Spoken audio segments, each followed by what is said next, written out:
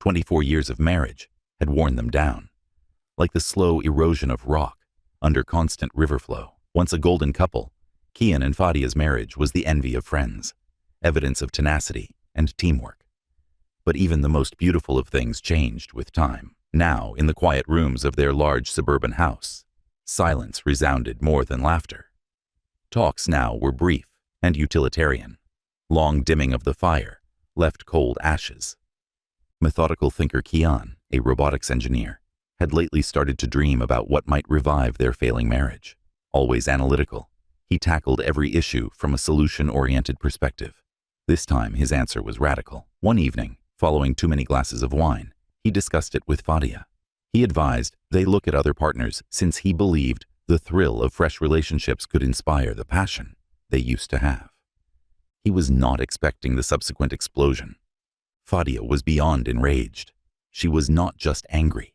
This was a betrayal beyond belief for a woman who had devoted her life to their marriage and had suffered the quiet breakdown of their bond with hope that they could yet mend it. Kian's advice was not only a sign of his monotony, it was the ultimate insult.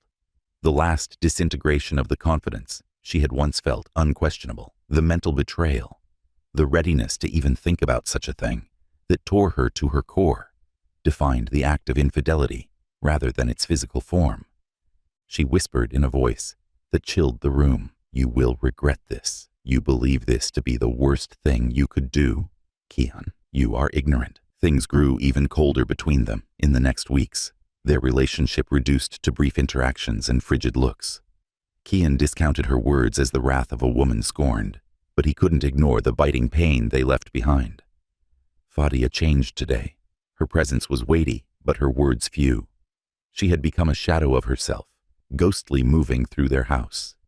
Then Kian woke not one morning. Lying still in their bed, Fadia was the one who discovered him, his lips blue and his skin ashen. Everyone was stunned by his death. He had no history of major illness and was just 58 years old in good health. Though they arrived quickly, it was too late. Declared it a natural death, probably a heart attack or stroke. They left the bereaved widow to grieve, but something about the whole matter seemed strange. Strong, healthy, and vibrant. Despite the weight of his marital problems, Kian's colleagues and few close friends couldn't match the suddenness of his death with the Kian they had known. But Fadia acted precisely as the bereaved widow. She wore black and wept at his funeral, while their children stood by her side, likewise shocked by their father's sudden death. A few months later, when the first shock subsided, whispers started to circulate, whispers implying maybe Kian's death wasn't so natural after all. The probe began softly.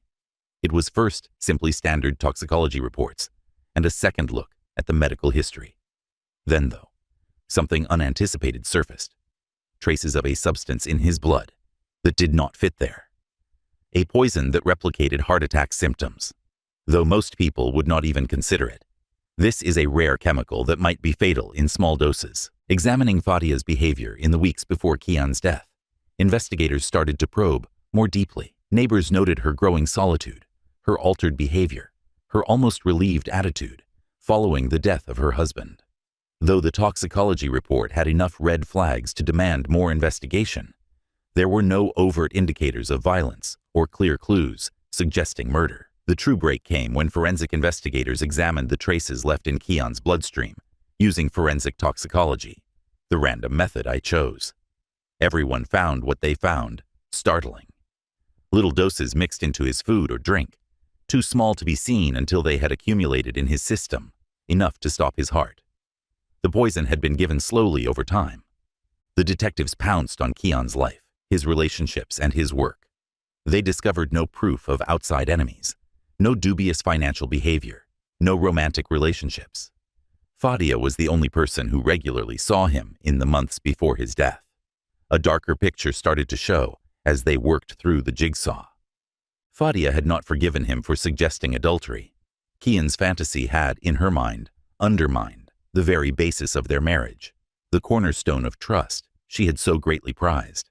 And whereas he might have forgotten about it following that explosive night, she had not. Rather, she had plotted, waiting patiently, toxining him little by bit.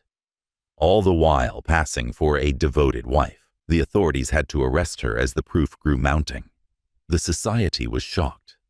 Now the bereaved widow, Fadia, was accused of murder. The subsequent investigation would expose the horrific details of how she had gradually planned her husband's death. The community was rocked by Fadia's arrest. Years of quiet loyalty to her family, the pillar of a broken marriage trying to keep the pieces together, now accused of cold-blooded murder, stood accused, reluctant to believe it were friends and neighbors.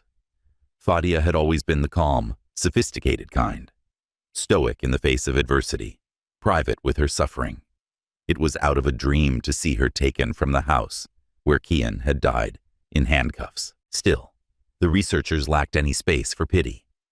Although the toxicology findings were devastating enough, more was needed to get a conviction. Suspicion by itself was insufficient to prove a woman like Fadia, someone who had so deftly covered her tracks, offended. At this point, the study team turned to behavioral analysis, a vital first step in untying the tangles of Fadia's deliberate actions. Interviewing Fadia was not an easy chore. She was cold even, but not overtly rebellious. She was sharp. At first, she insisted on her innocence, inhabiting the ideal of the bereaved widow.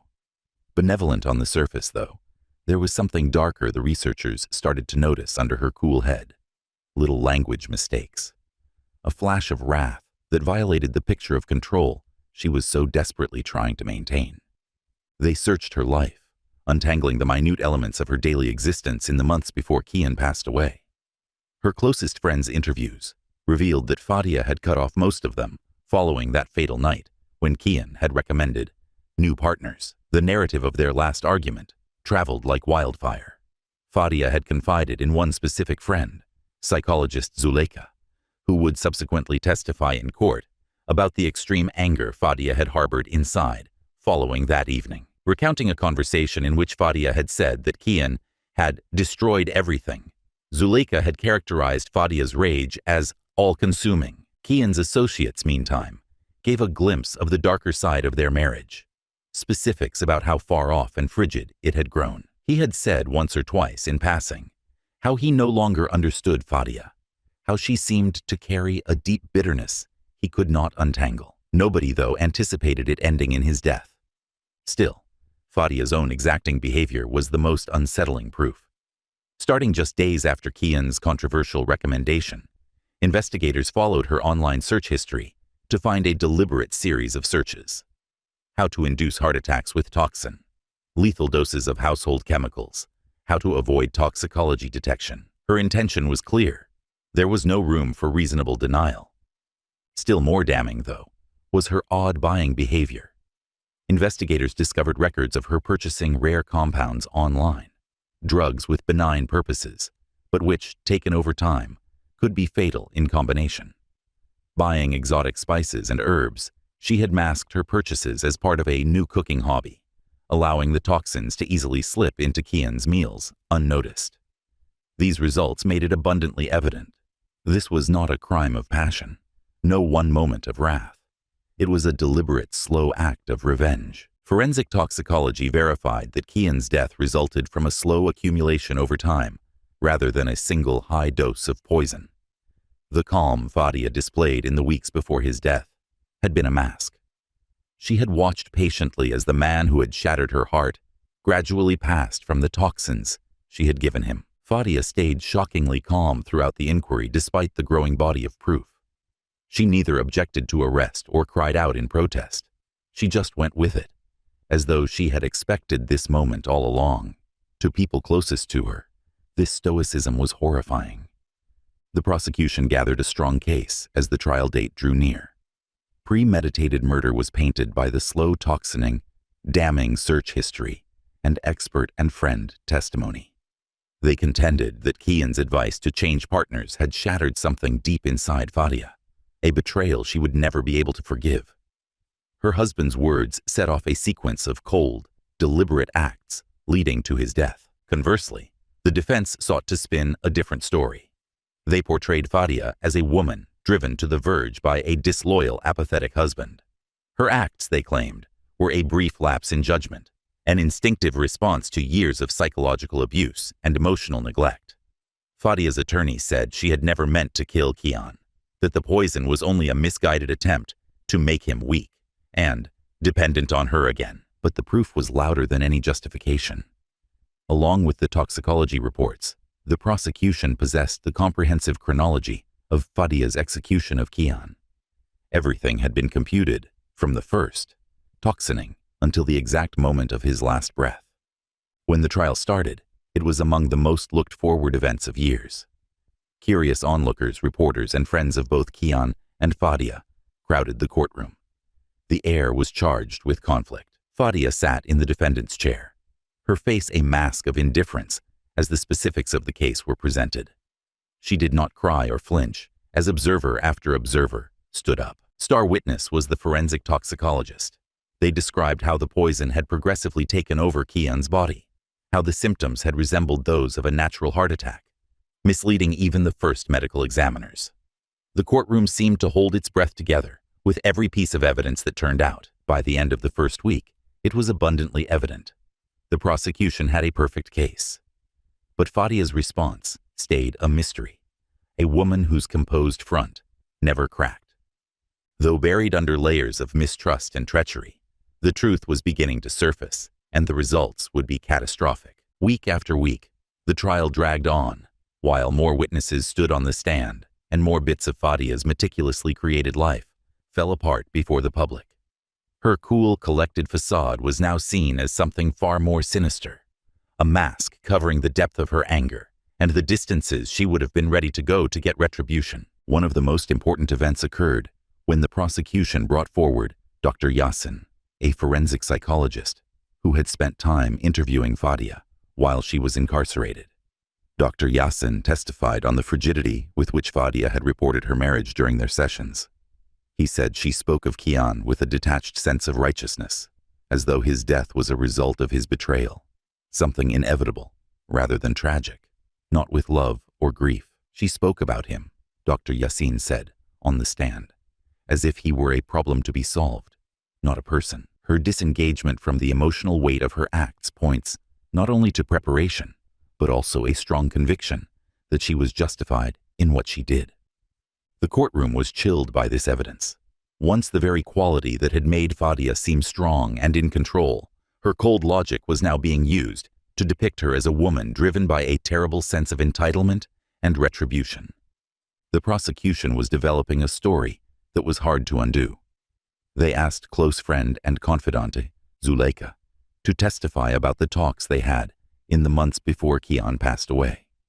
Though Zuleika had first been reluctant to violate her friend's confidence, the weight of the evidence, and maybe moral obligation, finally broke her quiet. Fadia was deeply hurt, Zuleika said, her voice quivering just slightly. She thought Kian's recommendation went beyond a passing opinion. To her, it was evidence of his devaluation of her, and his view of her as replaceable. She said she didn't see why she should either, if he didn't respect the dignity of their marriage. What would you have taken that to imply? The prosecutor inquired softly. Zuleika hesitated, tears rising in her eyes. I assumed she was only ranting. Her voice broke, and she battled to complete the sentence. I never would have imagined she would. I never dreamed she would hurt him. Fadia's demeanor during Zuleika's account stayed austere. She did not flinch when her private words were presented for the court to hear or glance at her friend. She seemed to have already approved of the result, whatever it might be. Still unfinished, though, was the defense. They brought forward their own professionals to contend that Fadia had behaved under great emotional stress, characterizing her as the victim of Kian's mental abuse, and alleging that his recommendation to trade partners was the final act of cruelty. Malik, Fadia's defense lawyer, said she had snapped following years of neglect and disrespect, that her actions were the sad outcome of a woman pushed to her limit, rather than cold-blooded murder. Malik vehemently argued to the jury she wasn't trying to kill him. She was trying to take charge of her life, of a marriage that had slipped out of her reach. She did toxine him, but this was not planned murder. It was the frantic act of a woman feeling broken, discarded, and powerless. But the evidence, as the prosecution would contend, presented another view. Fadia's internet searches, meticulous planning, methodical dosing of Kian, all of which let the poison build up in his system, pointed to someone who had considered this for months, waiting patiently for the ideal moment to strike. The last nail in the casket came when the prosecution brought their forensic accountant to the stand. Kian had a sizable life insurance policy, one that Fadia had asked about in the months prior to his death, and they had discovered something not publicly known during their research. Although money wasn't the main driving force, it most certainly undermined the defense's case that she had acted impulsively. Fadia's attorney tried to underline under cross-examination that the investigation on the life insurance policy was just standard, something many couples do as they get older. Given that Fadia had already been investigating toxins at the time, the timing seemed dubious, though. The prosecution and the defense delivered their last arguments as the trial came to end. Using his suggestion of infidelity as a justification for murder, the prosecution presented Fadia as a cold, calculated woman who had been planning her husband's death for months. Conversely, the defense contended that Fadia had been subjected to psychological and emotional abuse and pushed to the brink by a man who no longer appreciated her. The courtroom went in a tense silence when the jury at last retired to consider. The trial had captivated the public by its disintegration of an apparently flawless life. Now, though, it all rested on the jury's ruling, that of whether Fadia's actions constituted the desperate act of a broken woman or premeditated murder. The jury deliberated 3 days before rendering an opinion. The courtroom had obvious tension when they returned. Fadia sat motionless, her hands held in front of her, as the foreman stood to render his decision. We discover the defendant guilty on the charge of first-degree murder. From the gallery, everyone took a collective breath. Fadia didn't reply. She sat motionless, her face blank as if she had known this all along. The judge handed his sentence quickly. Fadia received a life-in-prison sentence devoid of parole possibilities. The finality of it all sank over the room like a thick fog as the gavel dropped. Fadia was walked silently from the courtroom. Her once perfect image was irreversibly damaged. Those who had known Fadia battled to fit the woman they had once loved with the killer she had grown to know. Some considered her as a victim of circumstance, a woman driven to extreme lengths by a failing marriage. Others considered her as a cold, calculated killer who had decided to die the man she had vowed to love. Regarding Kian's family, they were left to gather the fragments of a life, snatched away by treachery, resentment, and the final act of vengeance. The town gradually started to move on while Fadia was sentenced to life in prison. Her dark undercurrent left a permanent mark, whispered in coffee shops and passed on in subdued tones as a warning about love gone wrong. The tale of Kian and Fadia had grown to be a local legend. People speculated nonstop about the actual nature of their marriage, wondering how it had veers off course. For those personally involved, however, the narrative was far from finished, even as public interest finally waned. After the trial, Kian's kids, Lena and Amir, suffered most. The knowledge that their mother had killed their father dealt a terrible blow, from which neither of them could readily adjust. Both in their early 30s, had been old enough to see their parents' marriage gradually fall apart, but had never imagined it would finish this way. The guilt was intolerable for Lena, the eldest. In her teenage years, she had been close to her mother and frequently sided with her during parental strife. She had always thought the issue was Kian's long work hours and detached manner. Lena had once told her friends that her father seemed more fascinated in his work than in his family.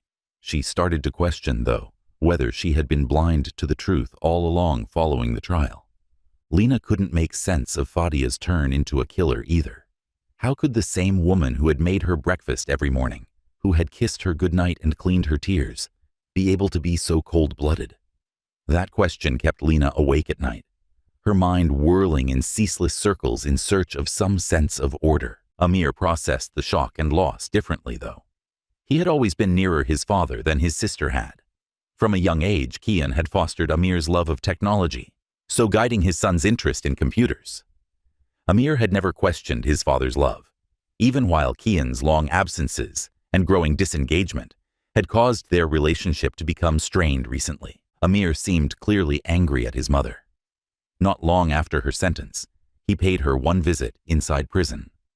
The visit was frigid, tense, and loaded with unspoken words. Though the life sentence broke Fadia, she had not lost her icy manner. She told Amir she had done what she felt was required, that Kian had ruined her, and she had no regrets. Amir left that prison visit carrying a ferocious anger he was unable to let go of. Not for the murder, not for removing the one person he had looked up, and most definitely not for her lack of regret. He could not pardon his mother. Fadia had not only killed Kian, she had destroyed their whole family, leaving a scar that would never completely heal. With all its drama and sensationalism, the trial had also fundamentally changed the court system.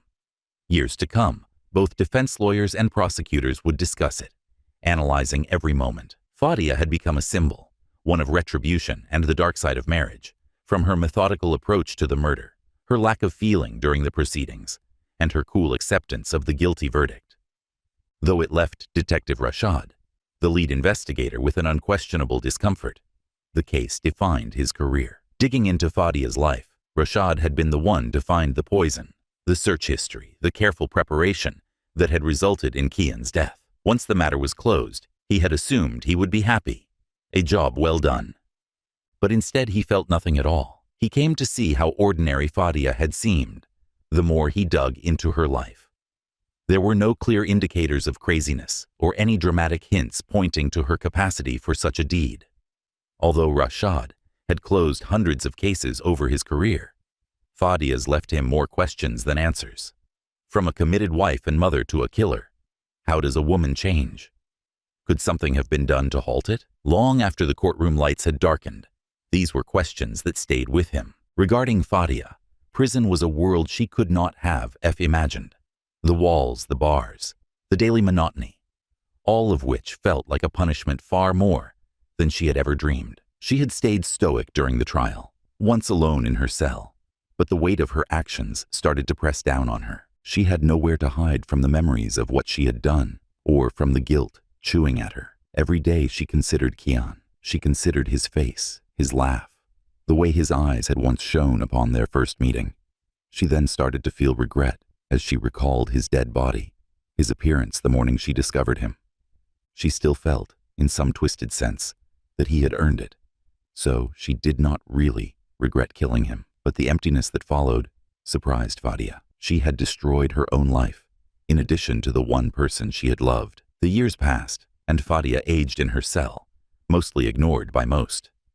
True crime buffs or reporters searching for a dramatic headline periodically resurrected her story, but the world had mostly gone on. Kian was buried. His children turned away from the past. The house they had once shared was sold to another family without knowledge of the sinister past it harbored. Desperate to get away from the weight of his family's past, Amir moved overseas. Lena finally sought therapy to address the trauma, though the shadow of their parents' unhappy marriage followed them everywhere they went. Both battled to create fresh lives. Fadia's narrative ultimately was not only one of murder. It was a story of loss, of love, of trust, of identification. She also realized that the real penalty was the constant replaying of her decisions that brought her there, not the prison walls around her as she sat alone in her cell, with nothing but her thoughts for company. Kian's death would echo always, torment her until her last breath. Years went by, and public conversation lost memory of Kian's death. Once front-page news only found in obscure areas of crime documentaries and sporadic references in Where Are They Now? Segments. For those at the core of the tragedy, though, the wounds stayed raw and never completely healed. Prison turned for Fadia into a place of slow, creeping hopelessness. Defiance and a relentless belief that what she had done was justified defined the first few years of her sentence. She hung to the belief that Kian's suggestion of other partners had been the ultimate disrespect to their marriage, that his betrayal had been too great. She had yearned for control, that which would allow her to dominate her life, and the marriage that had spun out of reach. And in the most ironic sense, she had reversed it through his death. But that story started to fall apart in her brain as the years passed. Far from the tumult and public judgment of the courtroom, alone in her cell, Fadia's thoughts became quieter and more reflective. There were less visitors and less calls from former friends or inquisitive reporters.